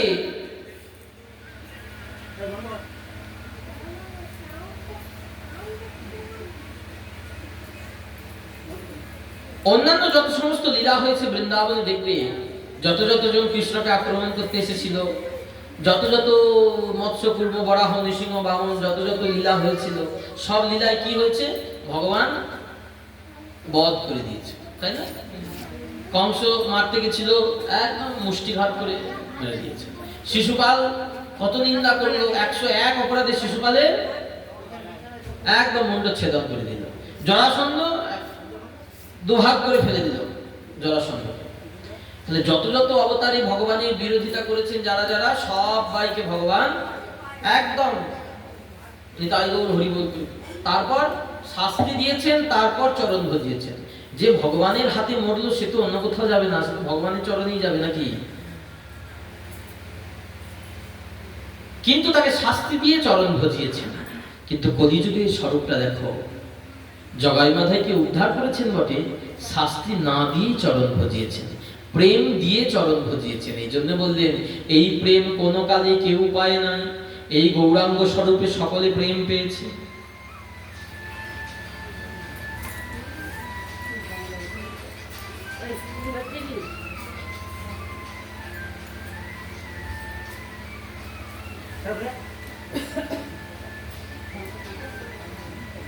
তাই যে স্বরূপে প্রেম আমরা পাচ্ছি, যে স্বরূপ আমাদের প্রেম ধন দান করছেন, এ বাবা তুই সোজা হয়ে বস এক জায়গায়। তাই গৌর ভগবানকে আমরা ভজবো, যিনি স্থাবর জঙ্গম বৃক্ষ লতা পশু পক্ষী সকলকে যিনি প্রেম দান করেছেন। কৃষ্ণ বলিয়ে, নিজে কৃষ্ণ বলে, কৃষ্ণ বলিয়ে তবে ছেড়েছেন, কাউকে ছাড় দেননি মহাপ্রভু, কৃষ্ণ বলিয়ে ছেড়েছেন। আর একজন কি করছেন? মহাপ্রভু জলে স্নান করতে নেমেছে, হাতিরা জলে নেমে সুরে করে জল নিয়ে মহাপ্রভুকে দিচ্ছেন, মহাপ্রভুকে স্নান করাচ্ছেন হস্তিরা দল বেঁধে। এমন সময় মহাপ্রভু আনন্দে ওই এক অঞ্জলি জল নিয়ে একটা হাতির গায়ে যেই মেরেছে, হাতে করে জল নিয়ে হাতিদের গায়ে ছুটিয়েছে, আর সেই জলবিন্দুর কণা সেই যে হাতির গায়ে লেগেছে, জলের মধ্যে কৃষ্ণ কৃষ্ণ বলে হাতি সুর তুলে নৃত্য করতে আরম্ভ করেছে। হাতিও প্রেম পেয়ে গেল, বাঘ পেল, হাতি পেয়ে গেল। বলে আর কি দেখলো? বলভদ্র ভট্টাচার্য বর্ণনা করছেন, আর কি দেখলো? বলেন বাঘ হরিণকে গলা জড়িয়ে ধরছে। গৌরাঙ্গ স্বরূপ দেখে তারা সমস্তটাই ভুলে গেছে। আমি বাঘ, আমি হরিণকে শিকার করব, এই সত্তাটাই ভুলে গেল। তাহলে মা, বাঘ যদি তার হিংস্রতা ভুলে যেতে পারে গৌরাঙ্গ মহাপ্রভুকে দেখে, আমরা গৌরাঙ্গ মহাপ্রভুকে ভজন করে আমরা আমাদের মনের হিংস্রতাটা ভুলতে পারি না? আমরা আমাদের মনটা নির্মল, পরিষ্কার, শান্ত করতে পারি না? কেন পারি না? কেন পারবো না? এত সাধু গুরু বৈষ্ণব, এত কৃপা, এত সঙ্গ, এত মন্ত্র, এত হরিনাম, সবকিছু করে মনের মধ্যে এত এত অন্ধকার কেন? এত হীন দৃষ্টি কেন? অজ্ঞানতা দূর করে আমাদের যে জ্ঞানের আলোকে পৌঁছতে হবে। তমেব বেদিত্যা অতি মৃত্যু মেতি নানা পন্থা বিদ্যতে, আর কোনো পথ নাই।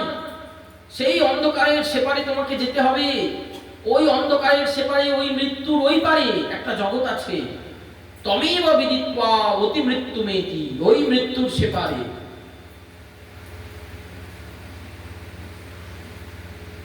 কেমন দেখতে? আদিত্য বরদম তমসৎপরস্তা। উপনিষদ আমাদের বলছেন কেমন? আদিত্য বর্ণ, সূর্যের মতো। চৈতন্য চৈতামৃত বলছেন কৃষ্ণ সূর্য সম, মায়া অন্ধকার। সেই কৃষ্ণ সূর্যের কাছে যেতে গেলে যে আমাদের হৃদয়ে সূর্য জ্বালতে হবে, আলো জ্বালতে হবে। সংকীর্ণতার অন্ধকারে থাকলে হবে না। আমাদের সকলের পরিচয় কি? আমরা কৃষ্ণ দাস। আমি যার প্রতি হিংসা করছি সেও তো কৃষ্ণ দাস। তাহলে আমি ঠিক ঠিক কৃষ্ণ দাস হতে পারি না।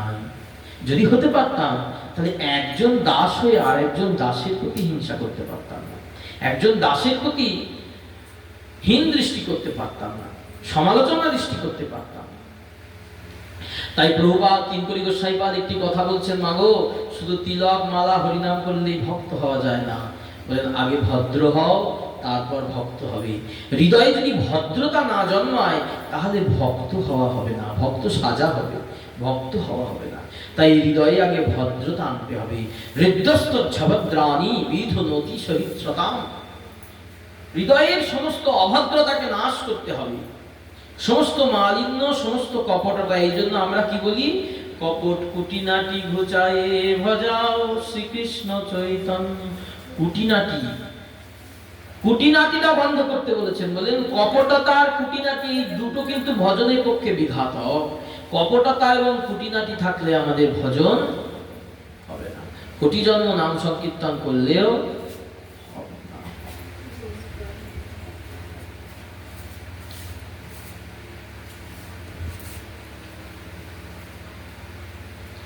এই কুটিনাটি আমাদের ছাড়তে হবে। নিষিদ্ধাচার কুটিনাটি জীব হিংসন, এই ছাড়তে হবে, নালে হবে না। আজকে বাঘ তার কুটিলতা ভুলে গেছে, বাঘ তার হিংস্রতা ভুলে গেছে, হরিণ তার হিংস্রতা ভুলে গেছে। এইভাবে বাঘ তথা আইল ৫-৭ ব্যাঘ্র, মৃগী, ব্যাঘ্র আর হরিণ চলছেন মহাপ্রভুর সাথে। ওগো হায় হায়, দেখো দেখো, রামচন্দ্র যখন ত্রেতা যুগে বনপথে যাচ্ছিলেন, ধনুকের তো টঙ্কার করতে করতে শিকার করছেন রামচন্দ্র, ধনুকের টঙ্কার করতে করতে যাচ্ছেন, সব পশু পাখি লুকিয়ে পড়ছে। এই বুঝি তীর মারলো, এই বুঝি তীর মারলো। রামচন্দ্র যখন বনে যাচ্ছিলেন, রাম অবতারে পশু পাখি কৃপা পায়নি। কৃষ্ণ অবতারে বলেন পেলে, শুধু বৃন্দাবনের ভেতরে যারা ছিল তারা পেল, বৃন্দাবনের বাইরে কেউ পেল না। এই প্রেমটা দাপর যুগে প্রকাশ হয়েছিল, কিন্তু বদ্ধ ছিল কোন জায়গায়? শুধুমাত্র বৃন্দাবন। বৃন্দাবন ৮৪ কোষ সীমার বাইরে এই প্রেম কেউ পায়নি। যারা বৃন্দাবন ৮৪ কোষের ভেতরে ঢুকেছে তারা প্রেম পেয়েছে। দেখছো না, বেলবনের লক্ষ্মী দেবী এসে জপ করছে, ধ্যান করছে বেলবনেতে ওই প্রেম পাওয়ার জন্য। নারদ কুণ্ডে নারদ ঋষি এসে বসে বসে তপস্যা করছে, জপ করছে ওই প্রেম পাওয়ার জন্য। আচ্ছা, তারপরে তোমার কাত্যায়নী মন্দিরে মা যোগমায়া এসে তপস্যা করছেন ওই প্রেম পাওয়ার জন্য। গোপেশ্বর মহাদেব গোপী হবেন বলে গোপেশ্বর হয়ে বসে বসে জপ করছেন ওই বৃন্দাবনের ভূমিতে বসে, 84 কোষের মধ্যে বসে বসে জপ করতে হচ্ছে, তবে প্রেম করে। 84 কোষের বাইরে প্রেম নাই। কিন্তু নিতাই চাঁদের কৃপায় কি হলো, ওই ভাণ্ডটাকে ভরে নিতাই চাঁদ নিয়ে এসে হাটে হাঁড়ি ভেঙে দিলেন। সবাই পেল এই প্রেম, জগাই মাধাই পেল অন্যের কথা, জগাই মাধাই পর্যন্ত প্রেম পেল। এখন মহাপ্রভুর হাতে কোনো অস্ত্র নাই, রাম আদি অবতারে ক্রোধে নানা অস্ত্র ধরে অসুরের করিল সংহার। এবে অস্ত্র না ধরিল, প্রাণে কারো না মারিল, নাম প্রেমে করিল উদ্ধার, চিত্ত শুদ্ধি করিল সবার। কিন্তু মহাপ্রভু যে এই কলিযুগে যাচ্ছেন ঝাড়খণ্ডের বনপথ দিয়ে বৃন্দাবন, কিরম করে যাচ্ছেন, তার যাওয়ার ভঙ্গিমাটা কেমন বর্ণনা করছেন রূপ গোস্বামী পাদ তার স্তবমালা গ্রন্থে। হরে কৃষ্ণ তুচ্চহি স্ফুরিত রসনা নাম গণনা কৃত গ্রন্থি শ্রেণী শুভগ কোটি সূত্রজ্জ্বলকরঃ।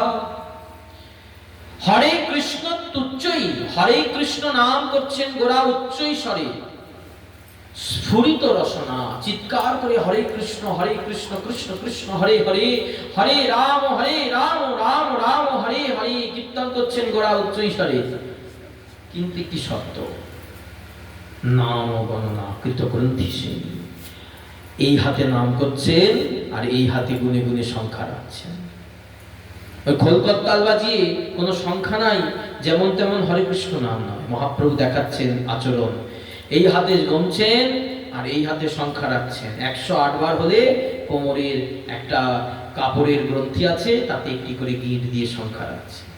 কৃত গ্রন্থি শ্রেণী, উজ্জ্বল দুখানি কোটি দেশে নামের জন্য গিরো দিচ্ছেন। সংখ্যাপূর্বক হরে কৃষ্ণ নাম গ্রহণ করা উচিত। হরে কৃষ্ণ নাম অসংখ্যাত কীর্তন করতে নাই, অসংখ্যাত গুণে না করা যাবে না।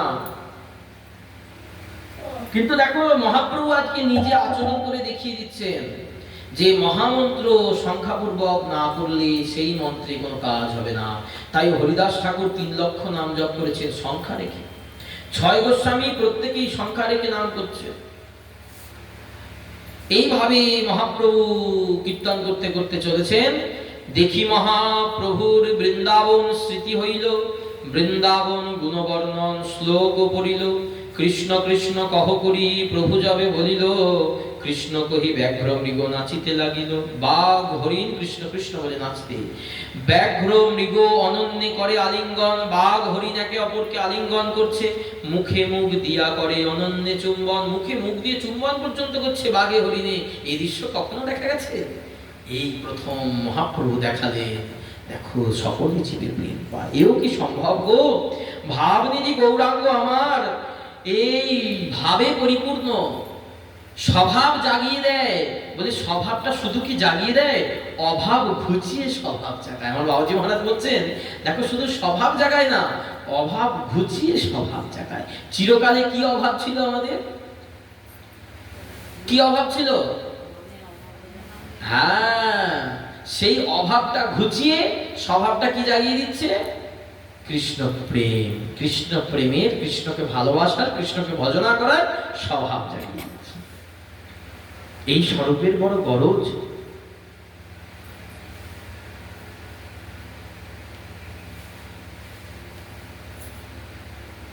মহাপ্রভু চলেছেন ঝাড়খণ্ডের পথ দিয়ে, স্থাবর জঙ্গম সকল পার করে মহাপ্রভু বৃন্দাবন যাচ্ছেন। বৃন্দাবন যাওয়ার পথে মহাপ্রভু কাশী বেনারস পার করে বৃন্দাবনে এসে উপস্থিত হয়েছেন। ঝাড়খণ্ডের পথ দিয়ে বৃন্দাবনে প্রথমেই যখন মহাপ্রভু এসে উপস্থিত হয়েছেন, কোথায় না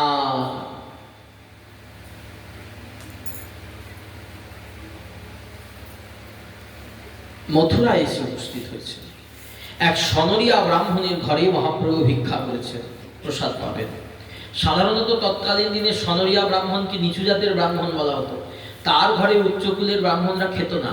কিন্তু মহাপ্রভু সেই সনরিয়া ব্রাহ্মণকে বলছেন, আমি জানি তুমি আমার দাদুগুরুর শিষ্য। মানে মহাপ্রভু দাদুগুরুকে মহাপ্রভুর গুরুদেবকে দেখি কেমন ভক্ত। মহাপ্রভুর গুরুদেব, হ্যাঁ, শ্রীপাদ ঈশ্বর পরিপাদ। ঈশ্বর পরিপাদের গুরুদেব মাধবেন্দ্র পরিপাদ। মাধবেন্দ্র পুরীর শিষ্য হচ্ছেন এই সনরিয়া ব্রাহ্মণ। বলেন, তুমি আমার দাদুগুরুর শিষ্য, তুমি কৃষ্ণ ভজন পেয়েছো, তুমি কৃষ্ণ ভক্ত, তাই তোমার বাড়িতে আমি খাবো। কেন? বললেন, কৃষ্ণ ভক্ত যদি ম্লেচ্ছ যবনও হয়, সে যদি সদাচার সম্পন্ন হয়, সে যদি প্রসাদ ভোজী হয়, বলেন কোটি ব্রাহ্মণ অপেক্ষাও সে শ্রেষ্ঠ। মহাপ্রভু দেখাচ্ছেন, দেখো সনরিয়া, তোমার বাড়িতে আমি ভজন করব। সনরিয়া ব্রাহ্মণের ঘরে ভিক্ষা করলেন মহাপ্রভু। ভিক্ষা করে সেই রাস পূর্ণিমায় এসে উপস্থিত। মহাপ্রভু বৃন্দাবনের পথে পথে ঘুরছেন। কেমন করে না, সেই রাস রজনীতে কৃষ্ণ হারিয়ে রাস মঞ্চ থেকে ব্রজগোপীগণ যেমন কৃষ্ণ দর্শনের জন্য ছুটছিলেন, কোথায় কৃষ্ণ, কোথায় কৃষ্ণ, কোথায় কৃষ্ণ, সেই কৃষ্ণ দর্শনের জন্য যেমন ছুটেছিলেন ব্রজগোপীগণ, তেমনি আজকে মহাপ্রভু কিভাবে ভাবিত? রাধার ভাবে ভাবিত, শ্রীমতী রাধা রানীর ভাবে ভাবিত ব্রজবনে বিহার করছেন। কেমন করে? আমাদের প্রাণ গোরা রায় মাতৃশ্রী রাধা ভাবে আজ ব্রজবনে বিহরয় গো আমাদের প্রাণ গোরা রায়। ও আমাদের শ্রীরূপের হৃদকেতন, ও গো শ্রী সনাতনের গতি, গোপাল ভট্টের প্রাণধন, দাস রঘুনাথের সাধনের ধন, স্বরূপ রাম রায়ের চিত্তচোরা, রাধা ভাবে ভোরা গোরা আজকে মাতৃশ্রী রাধা ভাবে ব্রজবনে বিহরয় গো। হরি বলে, হরি হরি হরি বলে নেচে যায় বাহু তুলে গো। বাহু তুলে নৃত্য করছেন মহাপ্রভু চারিদিকে, আর বলভদ্র কৃষ্ণদাস পিছু পিছু ধায় গো। হেমদণ্ড বাহু তুলি গোরা কত না হরি হরি বলে গায় গো। নিজে গোপী প্রাণপতি রাধিকা ভাবিত মতি গো। নিজে গোপী প্রাণপতি মানে নিজে গোপীর প্রাণপতি কে? ব্রজগোপীদের প্রাণপতি কে? কৃষ্ণ। নিজে ব্রজগোপী প্রাণপতি, নিজে কৃষ্ণ হয়ে আজকে সেই ব্রজগোপীদের কাছে যে ঋণ করেছিল না, কি ঋণ করেছিল? রাধারানীর প্রেম কেমন, সেই প্রেমে মাধুরী কেমন, সেই প্রেমে কিবা সুখ, এই তিন প্রকার প্রেমের ঋণ শোধ করতে পারেনি ভগবান কৃষ্ণ। সেই ঋণ শোধ করার জন্য গৌর হয়েছে, আর এই গৌর হয়ে এসে আজকে সেই ঋণ শোধ করছে বৃন্দাবনে ঘুরে ঘুরে হা কৃষ্ণ, হা কৃষ্ণ, হা কৃষ্ণ বলে। যমুনার তীরে তীরে যাচ্ছেন, কেশিঘাট ধরে যাচ্ছেন, কালিন্দীর কালো জল দেখেছেন, কালিন্দীর কালো জল দেখে তাতে ঝাঁপ দিয়েছেন। বলভদ্র ভট্টাচার্য মহাপ্রভুকে যমুনার জল থেকে তুলে মহাপ্রভুকে শান্ত করছেন। প্রভু, তুমি এইরকম করলে জলে তলিয়ে যাবে, প্রভু তুমি এইরকম বাতুল হয়েও না, অস্থির হয়েও না। বৃন্দাবনের বনে বনে ঘুরছেন মহাপ্রভু, বৃন্দাবনের বনের মাধুরী দেখে কাঁদছে। হেমদণ্ড বাহু তুলে ছুটে যাচ্ছেন, সকল বৃক্ষ লতাকে জড়িয়ে ধরছেন। তোমরা বলে দাও, বলে দাও আমার প্রাণ কৃষ্ণ কোথায়, কোথায়? তোমরা বলে দাও, বলে দাও কোথায় আমার প্রাণ কৃষ্ণ? কাহা ব্রজেন্দ্র নন্দন কোথায় গো, কোথায়? উন্মাদিনী গৌর আমার আলিঙ্গিয়ে লতা তরু গো, মুক্ত কণ্ঠে কাঁদিয়া আকুল গোরা রায়। বংশীবটে ধীর সমীরে এসে মহাপ্রভু কাঁদছেন। বংশীবটে গিয়ে বলছেন, ও বংশীবট বলো বলো সেই বংশীধারী কোথা গেল? ও গো বংশীবট বলো বলো, বংশীবট বলো, তুমি বলে দাও কোথায় গেল বংশীধারী? কোথা কহ কৃষ্ণ, কোথা বাঁশরি বাজায়, কোথায় কৃষ্ণ বাঁশরি বাজাচ্ছে, বলে দাও, বলে দাও। সেই শ্রীমতী রাধারানী সখীগণকে নিয়ে যেমন বৃন্দাবনে ঘুরেছিলেন, কৃষ্ণ কোথায়, কৃষ্ণ কোথায়, আর শেষে খুঁজে না পেয়ে গোপী গীত করে কৃষ্ণকে আনয়ন করেছিলেন। আজকে মহাপ্রভু সেই লীলা স্মরণ করছেন। আমরা তো গৌর দেশবাসী, আমরা গৌরীর পিছু পিছু বৃন্দাবন যাব, আমরা গৌরের আনুগত্যে বৃন্দাবন যাব। গিয়ে মহাপ্রভু যেভাবে বৃন্দাবন দর্শন করেছেন আমরা সেইভাবে বৃন্দাবন দেখব। গোপেশ্বরের নিকটে এসেছেন ধীর সমীর, বংশীবট, ধীর সমীর, তারপরে বংশীবটের গলি দিয়ে সোজা চলে যাচ্ছেন কোথায়? গোপেশ্বর মহাদেবের মন্দির। গোপেশ্বর মহাদেবের কাছে মহাপ্রভু গিয়ে বলছে, গোপেশ্বর বলো বলো, ওরে বলো বলো প্রভু গোপেশ্বর, কোথা ব্রজ বিহারী প্রাণেশ্বর, বলো বলো প্রভু গোপেশ্বর। মহাপ্রভু করজোরে গোপেশ্বরকে বলছে, ও গোপেশ্বর বলো কোথায় আমাদের প্রাণেশ্বর, তুমি কি দেখেছো? কৃপা করে মিলিয়েছিলে তোমরা দুজনে। তোমরা দুজনে কে? বুড়ো বুড়ি। বুড়ো বুড়ি কারা? শিব আর পার্বতী, বাবার মা, দুজন বুড়ো বুড়ি। বুড়ো বুড়ির কৃপা না হলে কৃষ্ণ পাওয়া যায় না। তাই বলছেন মহাপ্রভু নিজে বলছেন, তোমরা কৃপা করে মিলিয়েছিলে প্রাণপতি কৃষ্ণ ধনে, তোমরা কৃপা করে দিয়েছিলে, তাই আজ মিলায়ে দাও ওই চিতচোরা কৃষ্ণ ধনে, আজ মিলায়ে দাও। যমুনা পুলিনে, যমুনার রজে গড়াগড়ি দিয়ে কাঁদছেন আমার মহাপ্রভু, রাধা ভাবে ভাবিত। একি এরকম ভগবান দেখেছো কখনো? ধুলায় গড়াগড়ি দেওয়া ঠাকুর কখনো দেখেছো? স্থাবর জঙ্গম গোড়া প্রেমিতে ভাষায়, ধেনুগণ বনে চরে দেখিয়া আনন্দ ভরে গো, পৃথিবীতে পরিপ্রভু গড়াগড়ি যায়, যেন সুমেরুর সিংহ জইছে পবনে ভাঙিল তৈছিত। ওই সুমেরু পাহাড়ের চূড়াটা হাওয়ার পরশে যেমন ভেঙে পড়ে গেলে যেমন হয়, মহাপ্রভু যেমন ভূমিতে আছাড় খেয়ে পড়ছেন, সুমেরু সিংহ যেন ভূমিতে আছাড় খাচ্ছে।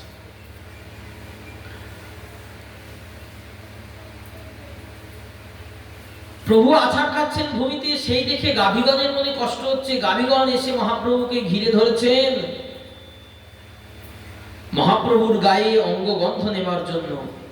প্রভুর শ্রীঅঙ্গ দেখি গাভীগণ বেরোয় আসিল, বাৎসল্যেতে গাভীগণ শ্রীঅঙ্গ চাটয়। বাৎসল্যেতে গাভীগণ শ্রীঅঙ্গ চাটছে, মুখে লালা বেয়ে পড়ছে, তাদের দুনয়নে বাড়ি ঝরছে। তাদের নিজ ভাষায় যেন গাভীরা বলছে, এতদিন কোথায় ছিলে আমাদের বোঝের শ্যাম, তুমি এতদিন কোথায় ছিলে, বহুদিন তো দেখি নাই গো, বহুদিন দেখি নাই, কোথায় ছিলে? সুস্থ হয়ে মহাপ্রভু উঠে বসেন, তাদের গাটা চুলকে দেয়, গলাটা কন্ডুয়ান করে দেয়, গলাটা হাত বুলিয়ে দেয়। প্রভুর সঙ্গে সঙ্গে এতক্ষণ প্রভু আর বলভদ্র কৃষ্ণদাস যাচ্ছিল, এখন প্রভুর সঙ্গে সঙ্গে কারা যাচ্ছে? ওই গাভী, ধেনু, বৎস সবাই প্রভুর পিছু পিছু যাচ্ছে। কেন? গৌর স্বরূপ দেখে তাদের তো স্বরূপ জেগেছে। যদ্যপিও তারা বৃন্দাবনের অপ্রাকৃত ভূমিতে আছে, স্বরূপ তাদের জাগাতে হয় না, কিন্তু গৌরকে দেখে তারা কৃষ্ণ এটা বুঝে নিয়েছে যে এই গৌরী কৃষ্ণ, আমাদের যে ব্রজের কৃষ্ণ, এই সেই হয়ে এসেছে। কোথাও যাচ্ছে না প্রভুর সঙ্গ ছেড়ে। গাভীগণের কণ্ঠ ধরে প্রভু আলিঙ্গন করে বলছে, গাভী তোমরা বলে দাও আমাদের প্রাণ কৃষ্ণ কোথায়? কোথায় আমাদের বংশীধারী? বলো বলো কোথায়? ময়ূরী এসেছেন এবার মহাপ্রভুকে দেখে, ছুটে এসেছেন। ময়ূরী মহাপ্রভুকে দেখে বেরি করে নাচছে। ওই যেমন রাস নৃত্যের সময় নাচেছিল ময়ূরী, নাচ গো ময়ূরা ময়ূরী, পেখম তুলি ঘিরি ঘিরি, নাচ গো ময়ূরা ময়ূরী, তোরা কেউ কেউ কেউ করি, পেখম তুলি ঘিরি ঘিরি, কেউ কেউ কেউ করি, পেখম তুলি ঘিরি ঘিরি, কেউ কেউ কেউ করি, পেখম তুলি, আরে কেউ কেউ কেউ করি, পেখম তুলি ঘিরি ঘিরি, নাচ গো ময়ূরা ময়ূরী, নাচ গো ময়ূরা ময়ূরী, নাচ গো ময়ূরা ময়ূরী, নাচ গো ময়ূরা ময়ূরী। ময়ূরী নেচেছিল, সেই ময়ূরী আজকে দেখে চিনতে পেরেছে, তো অন্য কেউ নাই, তো সেই তো এসেছে। তাই ময়ূরী ঘুরে নৃত্য করছে, ঊর্ধ্বপুচ্ছ করে নৃত্য করছে। রাইকানু জরাজরি মূর্তি দেখেছে বলে, রাইকানু মূর্তি তারা দেখেছিল বটে, কিন্তু রাইকানু জরাজরি হওয়ার পর কেমন দেখতে ছিল সেইটি ওরা দেখেনি। আজকে দেখো রাইকানু জরাজরি মূর্তিটা ওই ময়ূরী গাভীগণ সকলে দেখছে, কারণ রাইকানু একসঙ্গে, রাই আলিঙ্গিত কৃষ্ণ। গৌরাঙ্গ কেমন? রাই আলিঙ্গিত কৃষ্ণ, রাধারানী কৃষ্ণকে আলিঙ্গন করেছে, তাই কৃষ্ণের গায়ের কালো রংটা ফর্সা হয়ে গেছে, আর সেই ফর্সা হওয়াতে কৃষ্ণ গৌর হয়ে গেছে। আদতে লোকটা একই আছে, বলে লোকটা একই আছে, আলাদা হয়নি, শুধু কি রাধারানী বাইরেটা জড়িয়ে ধরেছে, তাই রাধারানীর গায়ের বর্ণটা দেখা যাচ্ছে। চিনতে পেরে গেছে। ঊর্ধ্ব পুচ্ছে নাচি নাচি প্রভুকে বেরোয়, তারা কখনো তো দেখে নাই যুগল মাধুরীর এই স্বরূপ, কখনো তো দেখে নাই।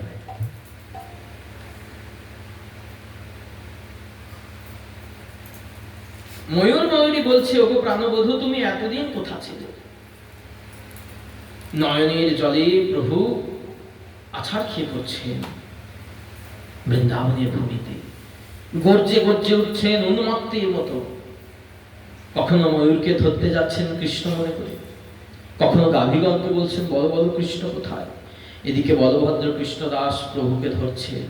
প্রভুর বিরহ তাপ সহিতে পারা যায় না। বলভদ্র কৃষ্ণদাস আকুল হয়ে তখন বলছে, প্রভু নিতাই কোথায় তুমি, প্রভু নিতাই কোথা তুমি, প্রভুর বিরহ তাপ সহিতে নারী, প্রভুর বিরহ তাপ সহ্য করতে পারছি না, হা নিতাই তুমি কোথায়? ওহে অঙ্গ শীতল করা আমার নিত্যানন্দ, রসময় নিতাই সুন্দর তুমি কোথায়? আসো, তোমার প্রভু আজকে আছাড় খেয়ে ভূমিতে পড়ছে, তুমি না থাকলে যে প্রভুকে সামলাতে পারছি না। তোমার প্রাণ গৌরাঙ্গে রাখো, প্রাণ নিতাই কোথায় আছো, কোথা আছো নিত্যানন্দ রায়? বিরোহিনীর ভাবের ভার আর যে ধরা নাহি যায়। বলভদ্র কৃষ্ণদাস প্রভুকে ধরায় গো।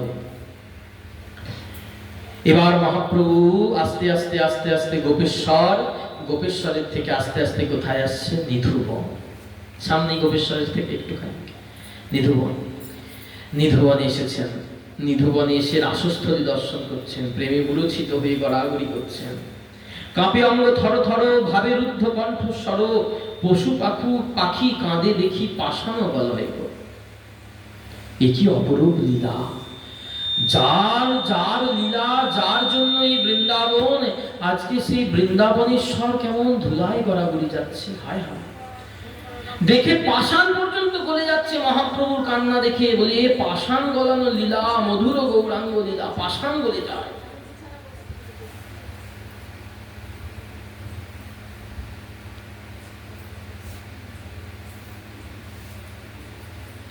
তমাল গাছ দেখেছেন নিধুবনের মধ্যে, তমাল গাছকে জড়িয়ে ধরে বলছে, ও তমাল বলো বলো আমাদের প্রাণ বধূ কোথা গেল, ও তমাল বলো বলো প্রাণ বধূ কোথা গেল, তমাল বলো বলো তুমি কোথা লুকাইয়ে রেখেছো আমাদের পরাণ পরাণ বধূকে, তুমি কোথা লুকাইয়ে রেখেছো।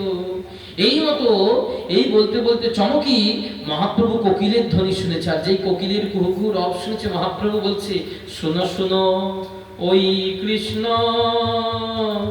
বাঁশরি বাজায় গো। ওই যে কৃষ্ণ মনে হয় বাঁশি বাজাচ্ছে, শোনো শোনো ওই আমার কৃষ্ণ বাঁশি বাজায়। কৃষ্ণের বাঁশির ধ্বনি শুনে উন্মত্ত পাগলিনীর মতো মহাপ্রভু ছুটে যাচ্ছেন। একবার নিধুবন, একবার সেবাকুঞ্জ, একবার যমুনার ধার, একবার ধীর সমীর, একবার বংশীবর, একবার যমুনার তট, এইভাবে ছুটে বেড়াচ্ছেন বৃন্দাবনের ভূমিতে। আর ডাল হতে কারা দেখছে এই লীলা? এখনো বাকি আছে দুইজন বৃন্দাবনে, সুখ আর শাড়ি, ডালে বসে সুখ শাড়ি, তারা লীলা দর্শন করছেন। গিয়ে সোজা প্রভুর হস্তে উড়ে পড়েছেন। দেখে রাই কানু জরাজরি আমার গৌরাঙ্গ মাধুরী, দেখে রাই কানু জরাজরি, তাদের আনন্দ আর ধরে নারী। কেন? এতদিন ব্রজের নিকুঞ্জ ভিতরে ছিল, রাইকানু জরাজরি সব তো ব্রজের নিকুঞ্জের ভিতরে ছিল। আজকে দেখো পথে তারা বেরিয়ে গেছে।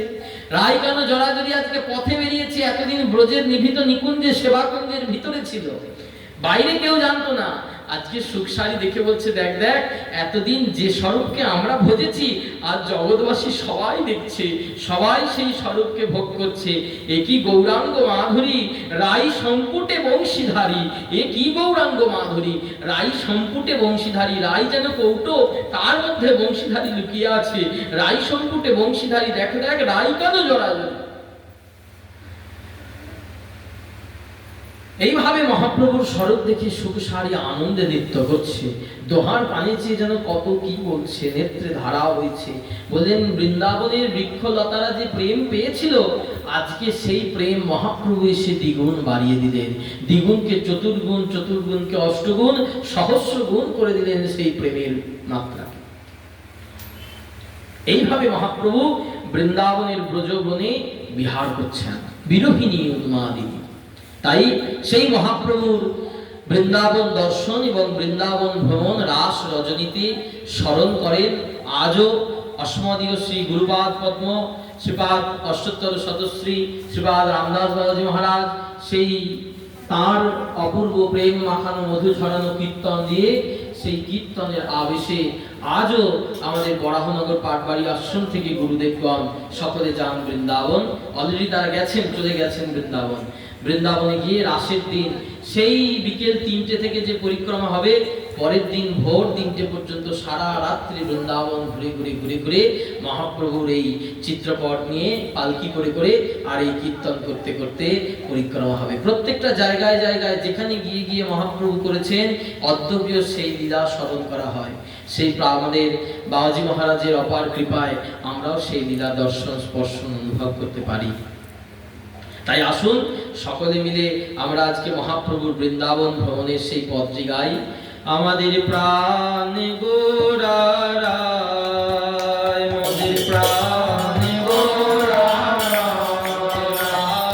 গোরারায়, আমাদের প্রাণ গোরারায়, প্রাণ গোরারায়, আমাদের জীবন গোরারায়, প্রাণ গোরারায়, আমাদের জীবন গোরারায়, আমাদের প্রাণ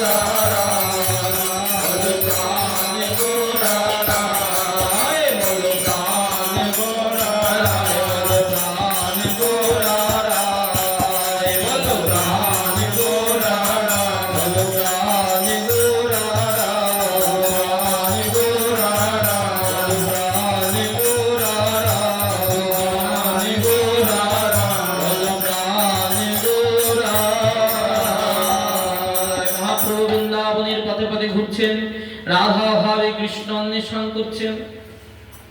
প্রতি বছর এই প্রসঙ্গ আস্বাদন হয়। এটি বিশেষ স্থানে হয় আমাদের এই কাছাকাছি আটপুরে নিত্যানন্দ প্রভুর অন্যতম প্রিয় পার্শ্বদ দ্বাদশ গোপালের অন্যতম বৃন্দাবনে যিনি অর্জুন সখা ছিলেন, সেই অর্জুন সখা কলিযুগে পরমেশ্বর দাস ঠাকুর রূপে জন্মেছিলেন। সেই পরমেশ্বর দাস ঠাকুর শ্রীপাঠ হচ্ছে আটপুর। এই আটপুরে রাস পূর্ণিমার দিন প্রতি বছর এই প্রসঙ্গটা আস্বাদন হয়। কিন্তু দুর্ভাগ্য এই বছর আমি যেতে পারবো না, কারণ বৃন্দাবন যাওয়া আছে রাস পূর্ণিমার পরের দিন। তা ওখানে তো আর আস্বাদন হবে না। তা মহাপ্রভুর আস্বাদনটা কি বাকি থেকে যাবে? তা দেখলাম মহাপ্রভু ঠিক সৌভাগ্য করে দিলেন, এখানে পাঠের ব্যবস্থাটা করে দিলেন, যাক আস্বাদন হয়ে গেল। এ বড় আনন্দের বস্তু আর বড় খুব আস্বাদক জিনিস। এ আরো বর্ণনা আরো অনেক আছে, অনেক বিস্তারিত। সে বর্ণনা করতে গেলে আমাদের এক সপ্তাহ কেটে যাবে, তাও ওই বর্ণনা শেষ হবে না। মহাপ্রভুর বৃন্দাবন ভ্রমণ, তা কিঞ্চিত তো আমরা বিন্দুতেই সিদ্ধ দর্শন করি। আমাদের হাতে সময়ও কম, সময় হয়ে এসেছে। তাই মহাপ্রভুর সেই বৃন্দাবন যাত্রাকে স্মরণ করে, মহাপ্রভুর বৃন্দাবন দর্শনকে স্মরণ করে আসুন বৃন্দাবন মহিমার একটি গান করি।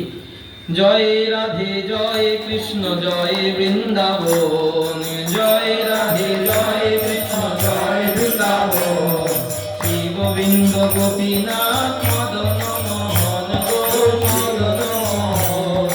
জয় রাধে জয় কৃষ্ণ জয় বৃন্দাবন, শ্রী গোবিন্দ গোপীনাথ মদন মোহন গো মদন মোহন। আরে শ্যাম কুণ্ড রাধা কুণ্ড গিরি গোবর্ধন, শ্যাম কুণ্ড রাধা কুণ্ড গিরি গোবর্ধন। আর কালিন্দী যমুনা জয় জয় মহাবন গো জয় মহাবন, জয় মহাবন গো জয় মহাবন।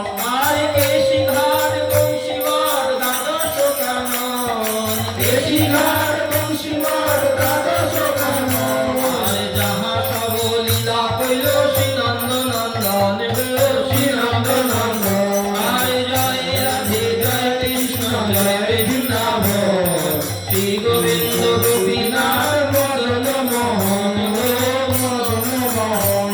আর শ্রীনন্দ যশোদা জয় জয় গোপগণ, শ্রীরামাদি জয় জয় ধেনু বৎসগণ গো ধেনু বৎসগণ। আর জয় বিশ্বভানু জয় দেবীরা সুন্দরী, জয় পূর্ণমাসী জয় আভির নাগরী গো আভির নাগরী, জয় আভির নাগরী গো আভির নাগরী। আর জয় জয় গোপেশ্বর বৃন্দাবন মা, জয় জয় গোপেশ্বর বৃন্দাবন মা। আর জয় জয় কৃষ্ণ সখা বটু দ্বিজ রাজ গো বটু দ্বিজ রাজ। জয় রাম ঘাট জয় রোহিণী নন্দন, জয় জয় বৃন্দাবন বাসে যত জন গো বাসে যত জন। কিবা জয় দ্বিজ পত্নী জয় নাগকন্যাগণ, জয় দ্বিজ পত্নী জয় নাগকন্যাগণ। ভক্তিতে যাহারা পাইল গোবিন্দ চরণ গো গোবিন্দ চরণ।